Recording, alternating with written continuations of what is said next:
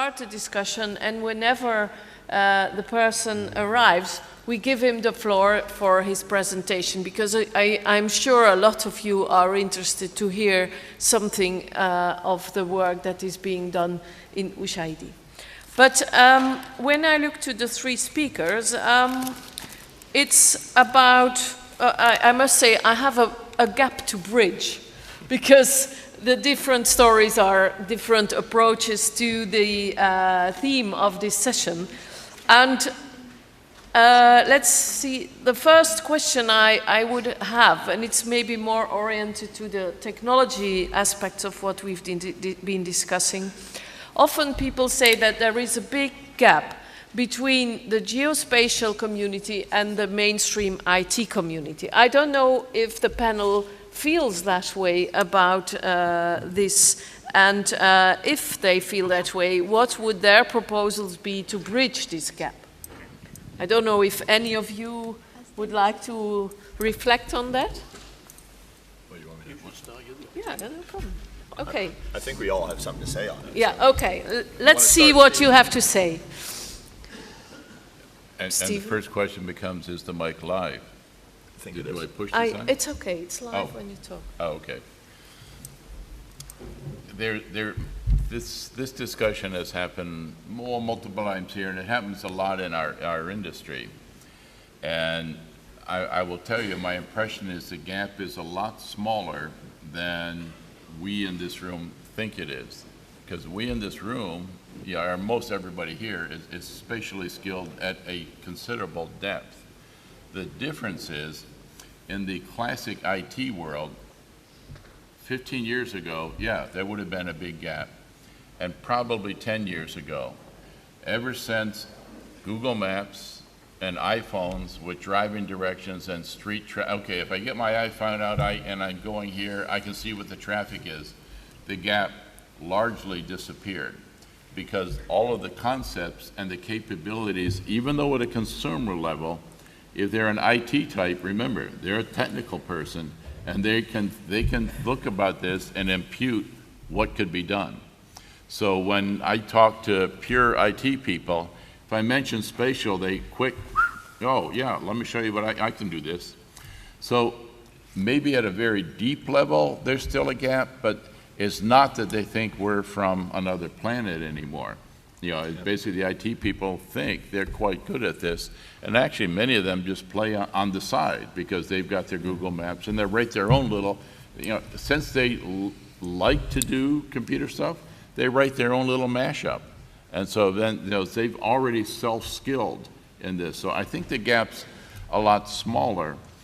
The gap at the technical IT level, where the gap exists, which is to the frustration of many of the people in this room, is way up here. If you're dealing with a government bureaucrat, they may not get it. And they're trying to, and you're trying to explain something to them in, even in general GIS terms, it's hard to get it across if they only have an IT background or even some other background. So to the IT community as technicians, now the gap I think is quite small. Pete, what's your opinion? Yeah, I think ultimately spatial data is just another kind of data. You know, it's a very important kind of data, but it's ultimately a different, just another kind of data.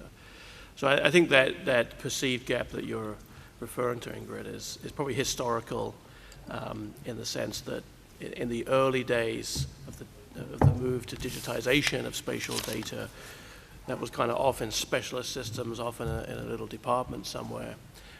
But I really think that over time, we're seeing that already, and over time we'll see more of it.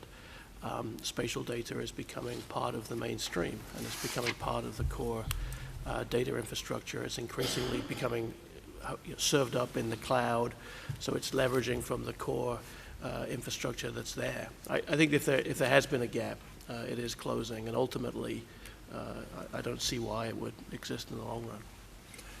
Yeah, I mean, I generally agree with that characterization. I think there's some unique pieces in there. It's definitely been closing. It used to be that the geo companies and the geo technologies would show up with their own computing environments, with their own environmental requirements that IT shops would look at and run screaming. And they wouldn't even, they would say, you get your own computers, keep them over there in your office, and don't talk to me. Increasingly, with the rise of Oracle Spatial, things like PostGIS, you saw spatial, quite sophisticated spatial capabilities rolling into mainstream relational databases and other such IT technologies that also ran on common IT frameworks. So I'd say over the past 10 years, I've watched a lot of IT shops just become at least friendly to the GIS guys. Where I will say there's still a gap is a lot of the IT guys will put dots on a map, and then they're like, I'm done. And yeah, it's a map, the dots are in the right place, aren't you happy? Yeah. And so they've kind of forgotten about polygons, and they don't deal with them. Not that the spatial databases can't, because Oracle Spatial can, PostGIS can, MySQL can, thanks to the OGC, right? The OGC in the 1990s passed the OGC Simple Features Specification that then all databases, that was the actual threshold you had to cross to be a real spatial database. So the technology can do it, I think the IT guys can do it, they just haven't woken up to the fact that that it requires actual polygons and rasters. And I will say one of the things I think is going to close that gap is OpenStreetMap. Because people go, I can collect that with my commodity GPS and I can just upload it into it. So I think a lot of people are getting kind of first-hand relationship with real concrete geometries about their neighborhood, whatever, when they load it up into that cloud. So it's definitely going to close, but I think there's a few concrete pieces of things that need to occur before everybody's kind of, they start as geographers. And in our geo specialists, are they enough IT developed or? Never. I mean, very rarely. I mean, I will say the way we school geospatial folks, when I've hired, I have not hired geospatial folks in a geospatial software company. And they too often are undereducated on this. I'm going to get beat up as soon as I leave this table, I know. But when I need to go send these guys into the IT shops to negotiate a big configuration to roll out a real capability, most of the people that are coming out of GIS programs just don't know the language. Now that's changing with a generation coming through. They know lightweight scripting languages from the web, and they're working with OpenStreetMap and standing up their own instances of OpenGeo at home and things like that. So I do think it's changing, but I think geospatial programs, academic programs, should really think about the IT skills you're not educating your students on. Okay, I don't know if there is any questions from the room. I see some hands back there, please. On this topic. Please, can you introduce yourself? Yes, I'm Jay Perlman from the United States and IEEE. And I have two questions, and first one goes to Chris, and then perhaps all three. The theme of the conference is monetizing geospatial value and practices. I would have thought the addendum to that would be, and telling the story about it. You talked about maps. Tell us about the story you tell about the monetizing of geospatial values. And my second quick question maybe is that I've heard a lot about the monetizing, but not much about the quantitating today. Maybe our panel could also talk about quantitative effects that you've seen, actual euros involved. It is very hard for us here at the front to understand your question very well, so I didn't capture all of it. Maybe... So, I'll make up a version of it. Okay. You can nod. Well, I mean, so I think your first... Sorry, the lights are crazy. So I think your first question really focused on, can we tell stories about successful monetization of geospatial data technology capabilities.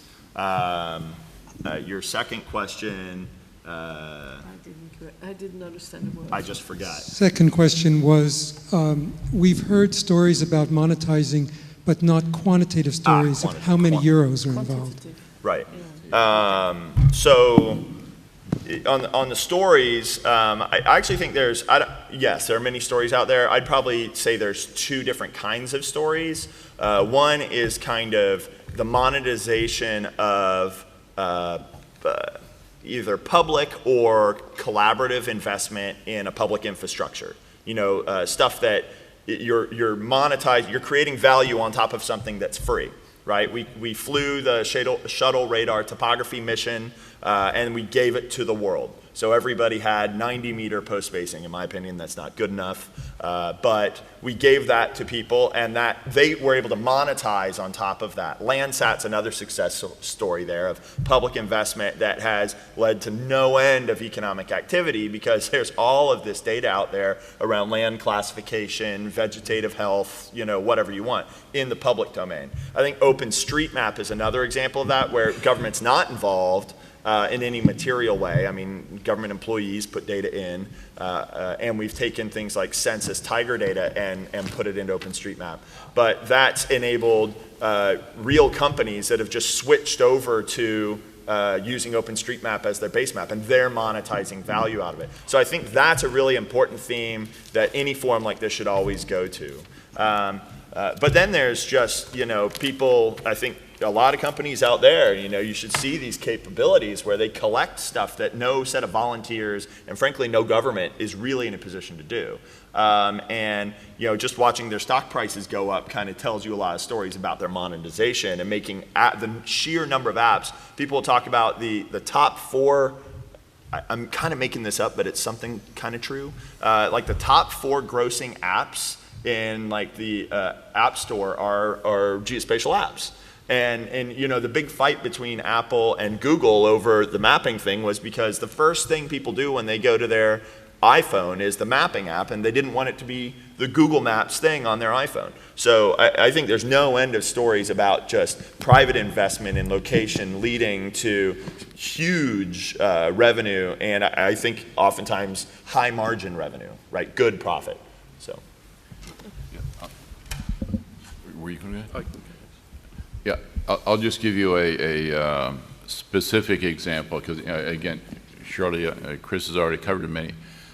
Monsanto, who I work with, they're one of our customers, and part of their job is how much can you grow per acre, and basically, and they are measured on, their corporation is how much can they improve the yield per acre of what they plant. By carefully using GIS, they've gone to precision farming, which I think is discussed widely. Where you actually have a tractor that guarantees it never doesn't cross, so it doesn't pass, so it doesn't waste seeds. And then depending where you are on the plot, basically whether you're on a hill, you might want a different seed, the level of sunshine, etc. Assume by using that, if you're looking for give me a number, that they got 11% more productivity out of significant, not just 1 acre, because you have to get the payoff on precision farming, you got to deal with 20,000 acre farms, but they have lots of those. So basically, that's a distinction between a human-driven tractor that tries to get it right. These tractors have nobody on board. It's all driven by GIS, and they're getting more yield per acre because they can be precise about where they know where they are and when they are, so they know what seed to plant at that time. And then you get your yield, your average yield per acre over 20,000 acres to go up by a percentage like that. Is that what you were looking for? Yeah. Okay. Yeah, and perhaps just to add to that, so certainly in our businesses, agriculture, precision agriculture is one example, in construction, in fleet and asset management. Our customers typically see a return on their investment very quickly, usually in a matter of months.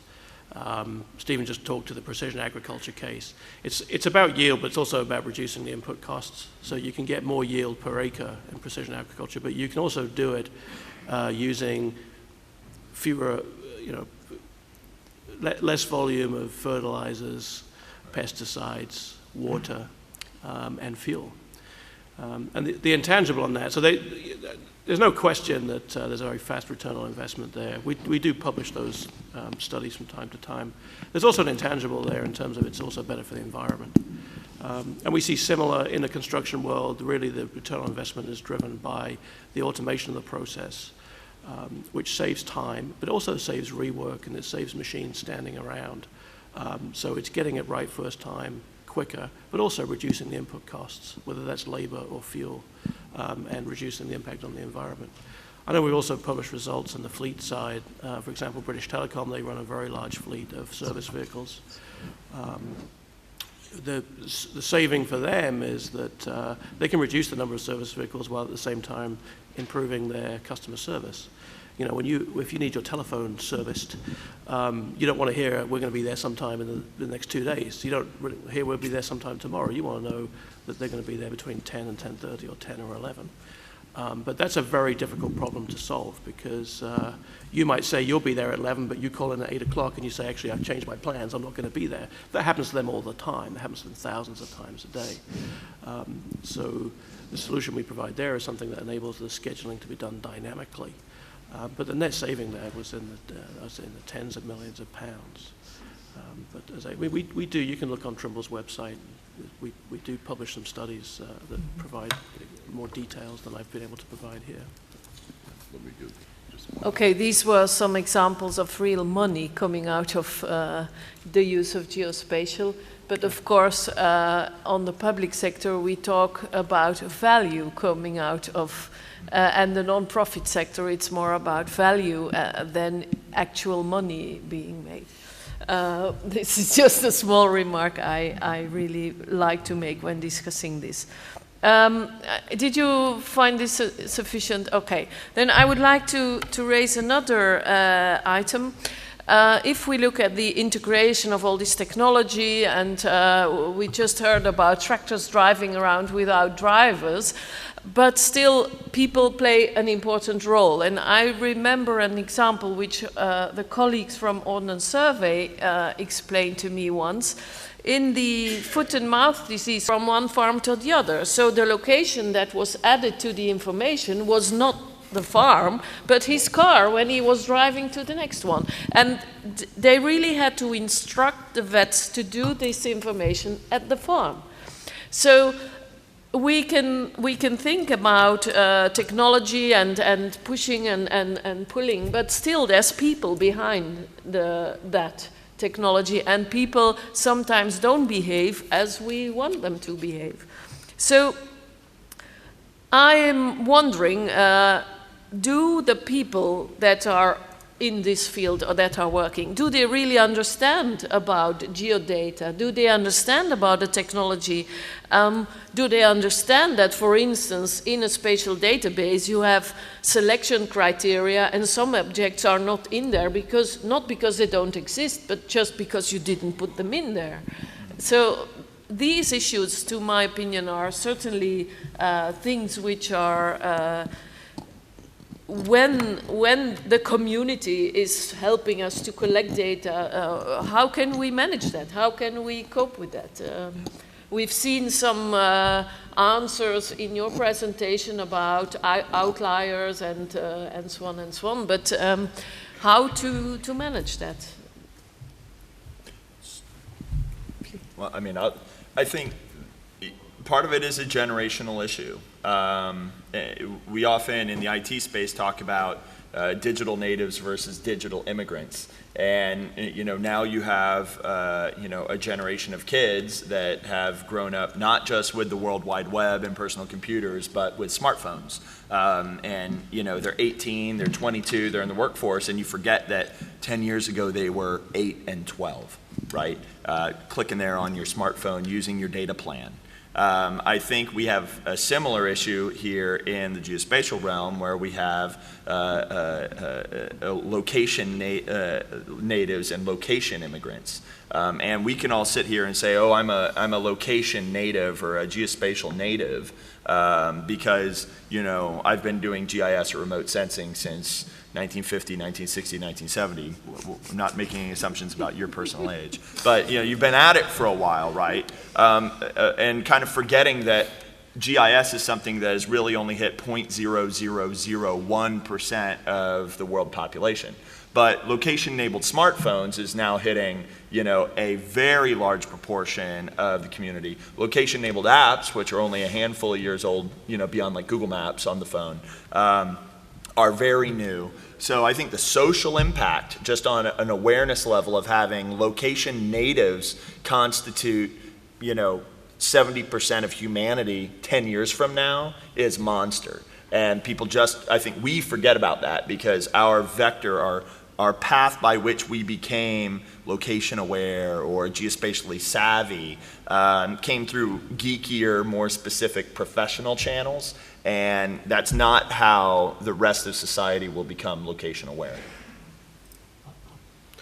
So your comment, Ingrid, raised 2 points in my mind. And one is the crowdsourcing aspect, if you like, and the other is the fact that geospatial technology is increasingly in the hands of non-specialists. If I look at Trimble's customer base, our user base, of course we have a lot of specialists. We have a lot of surveyors, we have a lot of geospatial professionals, but also we have a lot of users who are not specialists. A lot of our users are farmers or drivers of earth-moving equipment, or truck drivers, or field service technicians, or utility technicians, people working in the mining environment. So, I think from that point of view, that's where the workflow piece of this panel discussion becomes important, because you have to engineer a workflow that talks to the language of the user and is native to the domain and the application, and can't rely on specialists.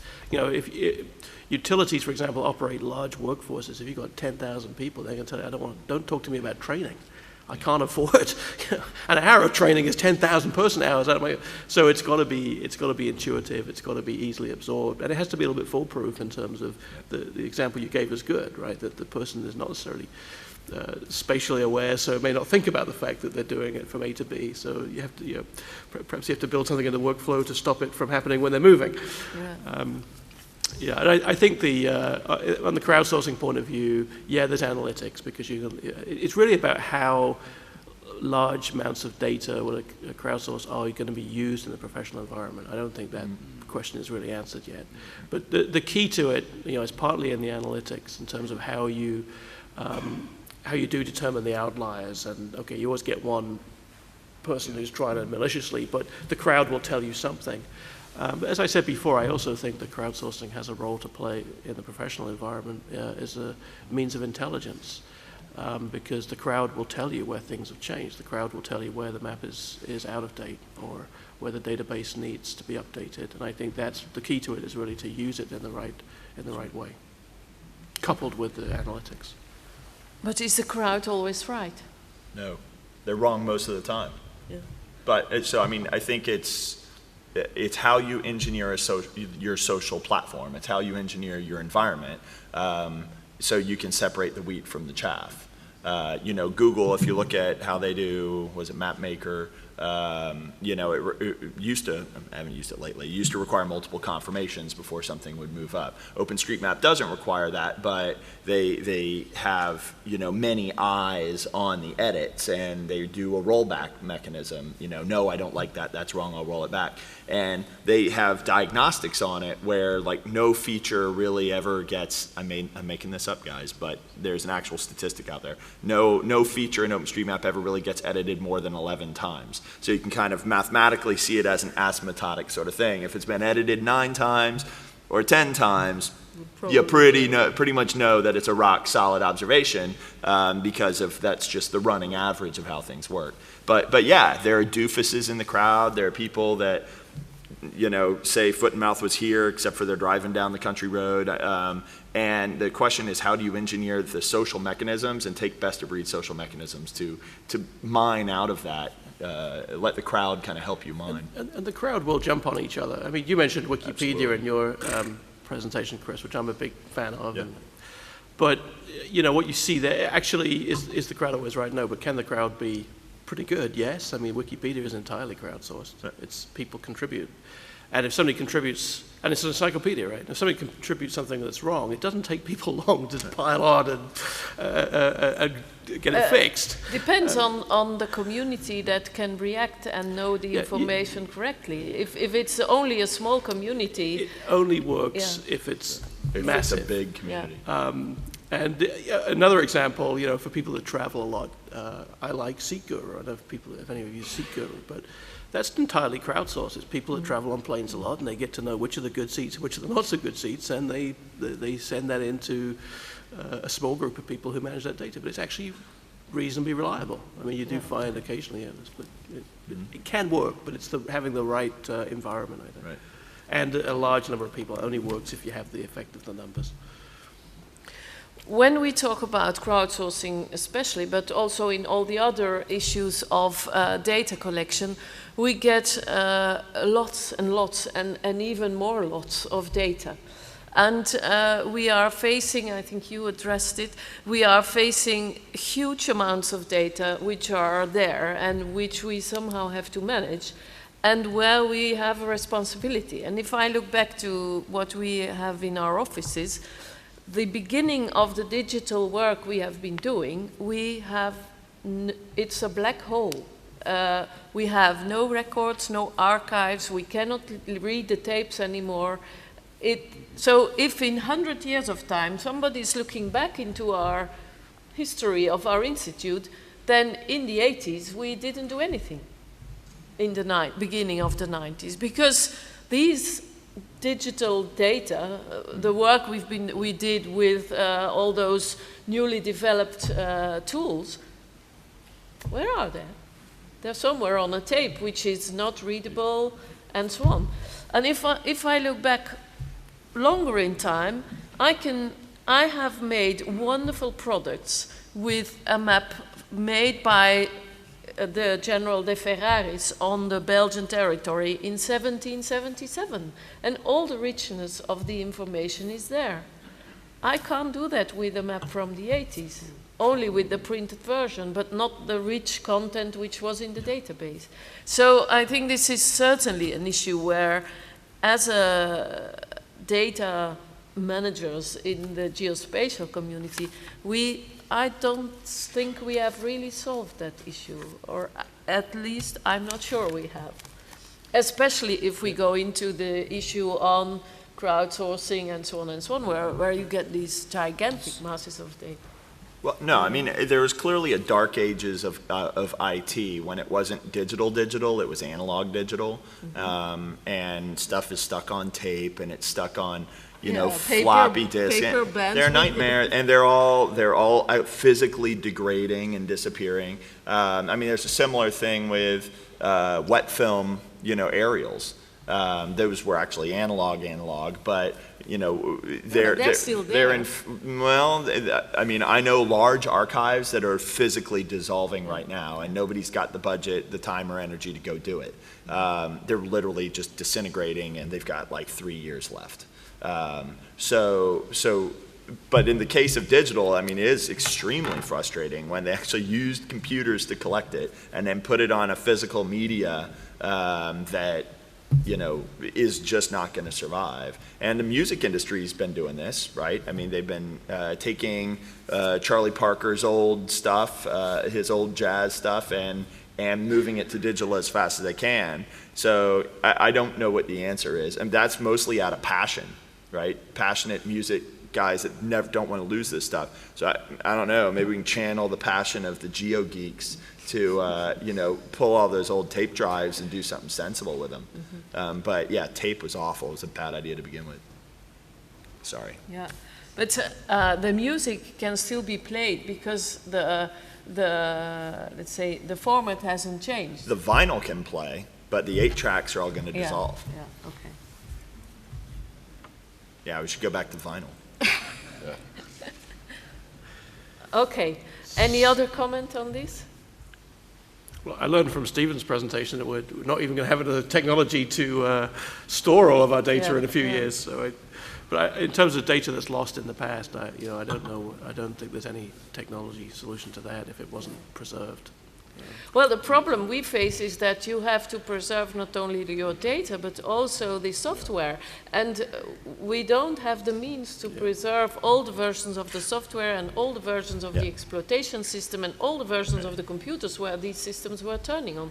So this is a very big issue, not only for the geospatial community, but our community is smaller than the big IT community. But I mean, that's a huge argument for standards, right? That's a huge argument for the OGC and things like that, because, you know, I don't care if it was on a previous physical medium. I really do care that the software that it was encoded in is now dead to the world, you know, not compilable on a modern processor, et cetera, et cetera. But if I know that that data is actually in a standard encoding, you know, I just use a new piece of software to read the standard encoding. And I do think there is that era in geospatial, you know, where we flailed around with what is the right way to encode a gridded coverage and what is the right way to do. And sure enough, you know, that it would require some significant re-engineering or some big open source project or something to save that data. Yeah. Okay, I don't know if the person from Ushahidi has arrived. Yes? Then I would like to give him the floor, or her, the floor at this moment. He needs 5 minutes to put it on the computer. Okay, good. Let's get some from the crowd. Maybe somebody wants to ask a question to the panel on the issues that we discussed over the last 10 minutes. Are there any questions? We agreed someone was going to ask a question to make us look good, didn't we? Yeah. Someone rise to the Barbara has a question over there. Or a question to make us look bad. Yeah. Okay.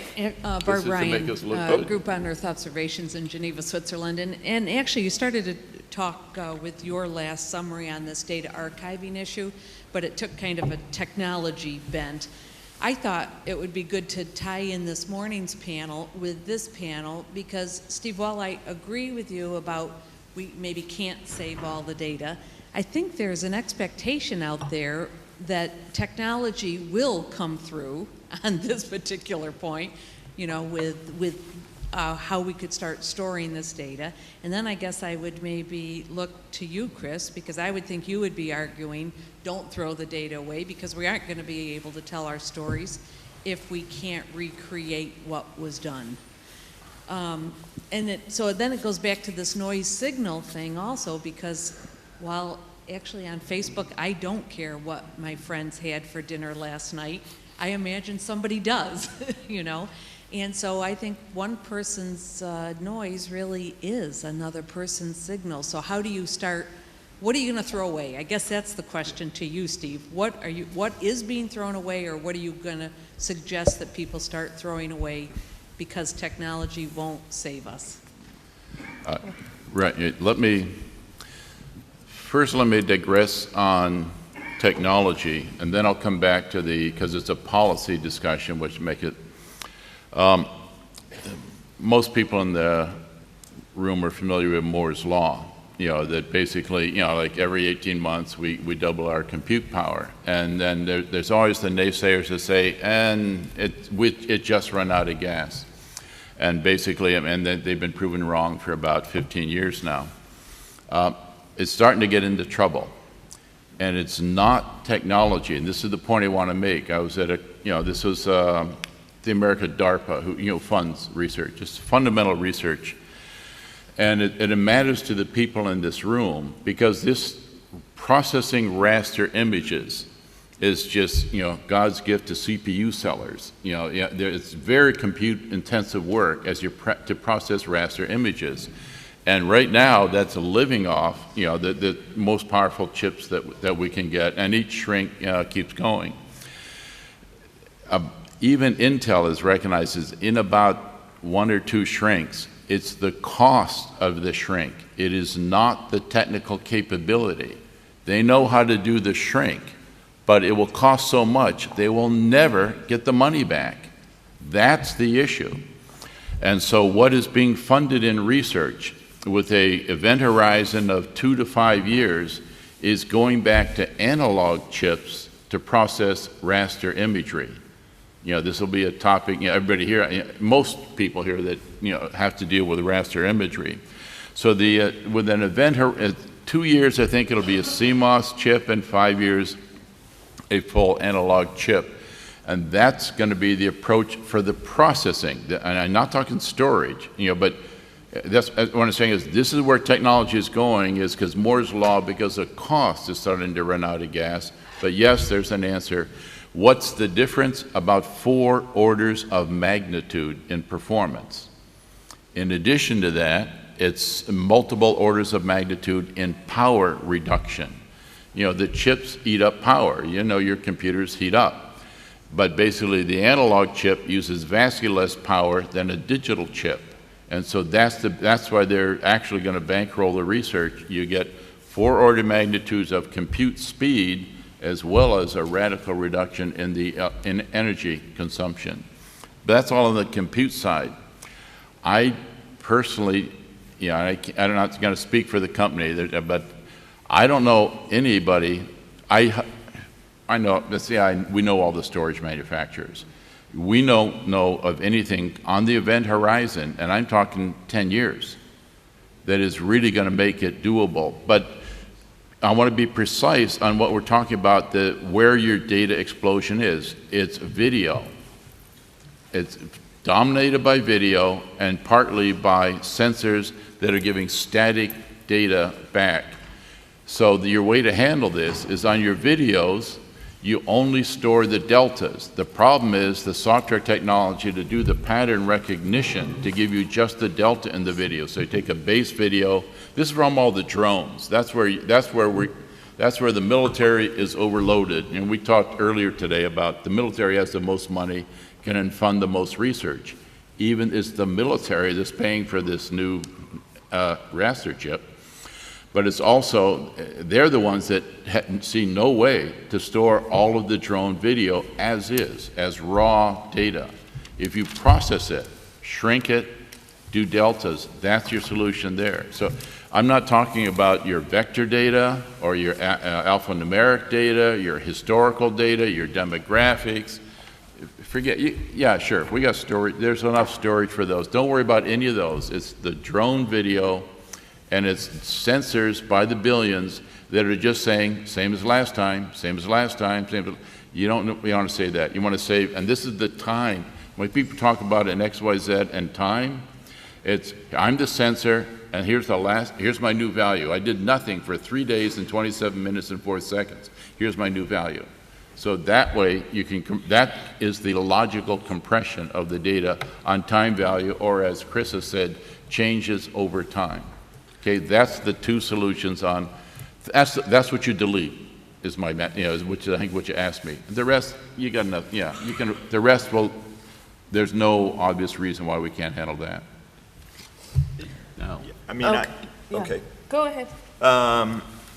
Yeah, I mean, with that frame, particularly the video comments, I think that kind of puts us on the same page. I mean, I'll say I've done quite a bit of national security work during the rise of the drones era that we're in, and let's just say 95% of it is pictures of dirt and sand. I mean, I hate to say it, and we have buildings filled with people who stare at dirt and sand all day long, and they're not particularly happy about it. Now, there's the other 5% of their time, right, which is what they live for, and that's the crux of whatever operation they're involved in.